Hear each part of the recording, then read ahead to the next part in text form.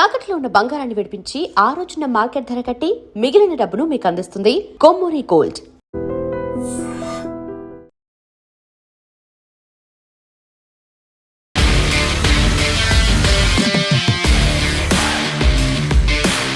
నమస్తే, welcome to I dream talking point with కవిత.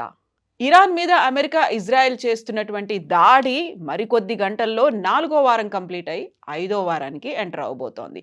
ఈ నేపథ్యంలోనే డొనాల్డ్ ట్రంప్ తను ఇస్తున్నటువంటి కామెంట్లతో ఒక్కోసారి సంచలనాలకి, కీలకమైనటువంటి వ్యాఖ్యలతో ప్రపంచాన్ని తన వైపు ఆకర్షించుకునే ప్రయత్నం చేస్తున్నారు. అందులోనూ ఇప్పుడు పర్టికులర్గా అమెరికా అధ్యక్షుడు డొనాల్డ్ ట్రంప్ మరోసారి తనదైన శైలిలో స్పందించి అందరినీ ఆశ్చర్యానికి గురిచేశారు. ముఖ్యంగా ఇరాన్ అగ్రనేతలు తన వద్దకు వచ్చి మా సుప్రీం లీడర్గా మిమ్మల్నే ఎన్నుకుంటామని చెప్పారు అనేటువంటి మాటని ట్రంప్ అనౌన్స్ చేశారు. కానీ తాను వద్దని చెప్పినట్లుగా స్పష్టం చేశారు. ఇరాన్ అత్యున్నత నేత ఖమేనీ మరణం, ఆయన కుమారుడు మొజ్తబా గాయపడ్డారన్న వార్తల నడుమ ఇరాన్ పీఠాన్నే ట్రంప్కు ఆఫర్ చేశారన్న వార్త నిజమా, అబద్ధమా, లేకుంటే ట్రంప్ ఎందుకు ఇలా వ్యాఖ్యలు చేస్తున్నారు అనేటువంటి అనుమానాలు ఇప్పుడు వ్యక్తమవుతున్నాయి.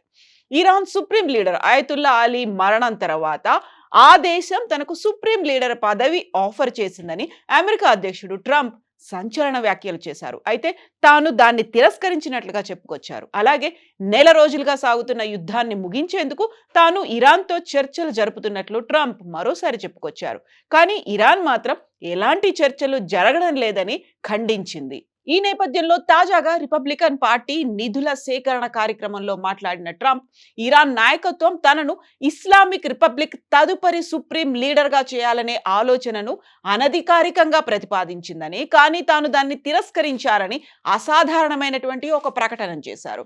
మిమ్మల్ని తదుపరి సుప్రీం లీడర్గా చేయాలనుకుంటున్నామని ఇరాన్ చెప్పిందని, కానీ దానికి తాను వద్దు, థ్యాంక్స్, మాకది ఇష్టం లేదు అనే మాటే చెప్పానని ట్రంప్ అంటున్నారు.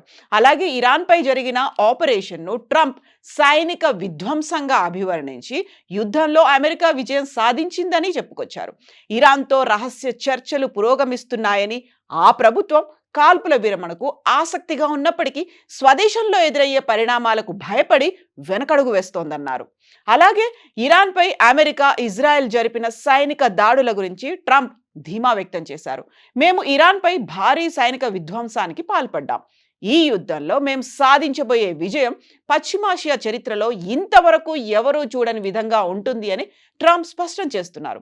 ఇరాన్ ఇప్పటికే ఓటమి అంచున ఉందని, ఒప్పందం కోసం మార్గాలను వెతుక్కుంటోందనేటువంటి కీలకమైనటువంటి వ్యాఖ్య ట్రంప్ చేశారు. ఇక Iran supreme leader Ayatollah Ali Khamenei America, Israel సంయుక్త ఆపరేషన్ ప్రారంభమైన తొలి రోజే మరణించారు. ఆయన తర్వాత ఆయన రెండవ కుమారుడు మొజ్తబా ఖమేనీ బాధ్యతలు చేపట్టినప్పటికీ ఆయన ఎక్కడా బహిరంగంగా కనిపించట్లేదు. అమెరికా దాడుల్లో మొజ్తబా కూడా తీవ్రంగా గాయపడ్డారనేటువంటి వార్తలు వినిపిస్తున్నాయి. ఈ నాయకత్వ శూన్యం వల్లే ఇరాన్ తల వంచుతుందని అమెరికా వర్గాలు భావిస్తున్నాయి. అందువల్లే ట్రంప్ ఇలాంటి స్టేట్మెంట్లు ఇచ్చారనేటువంటి అంచనాలు కూడా, విశ్లేషణలు వ్యక్తమవుతున్నాయి. అమెరికా, ఇజ్రాయెల్ సంయుక్త దాడుల్లో Iran supreme leader Ayatollah Ali Khamenei మరణం తర్వాత మొజ్తబా సుప్రీం లీడర్గా ఎన్నికైనప్పటికీ కూడా భీకర దాడుల్లో ఆయన గాయపడ్డారని, ఆ తర్వాత కోమాలోకి వెళ్ళిపోయారు, దాని తర్వాత అండర్ గ్రౌండ్లో ఉన్నారు అనేటువంటి వార్తలు కూడా ఎక్కువగానే వినిపించాయి. అయితే మొజ్తబా ఖమేనీకి రష్యాలో చికిత్స జరుగుతోంది అనేటువంటి వార్తలు, కథనాలు కూడా వెలువడ్డాయి. మెరుగైన వైద్యం కోసం ఆయనను మిలిటరీ విమానంలో రష్యా రాజధాని మాస్కోకు తరలించినట్లుగా వార్తలు వచ్చాయి. రష్యా అధ్యక్షుడు పుతిన్ స్వయంగా ఆయనకు చికిత్స చేయిస్తానని ఇరాన్ అధ్యక్షుడికి హామీ ఇచ్చినట్లుగా కథనాలు అంతర్జాతీయంగా కూడా వినిపించాయి. ఇక ట్రంప్ వ్యాఖ్యలు యుద్ధ క్షేత్రంలో సైకలాజికల్ వార్ను తలపిస్తున్నాయి అనేటువంటి విశ్లేషణలు ఇప్పుడు వినిపిస్తున్నాయి. అటు ఇరాన్ మాత్రం అమెరికాతో ఎలాంటి చర్చలు జరగడం లేదని పదే పదే ఖండిస్తోంది. అగ్రరాజ్య అధ్యక్షుడి వ్యాఖ్యలు కేవలం ఎన్నికల స్టంటా, లేకుంటే నిజంగానే ఇరాన్ అంతర్గతంగా లొంగిపోతోందా, లేకపోతే ట్రంప్ ఈ మైండ్ గేమ్ ఏంటి, తనకున్నటువంటి స్ట్రాటజీ ఏంటి, తన గేమ్ ప్లాన్ ఏంటి అనేది ఇప్పటికీ ఒక అంతుపట్టని రహస్యంగానే ఉంది.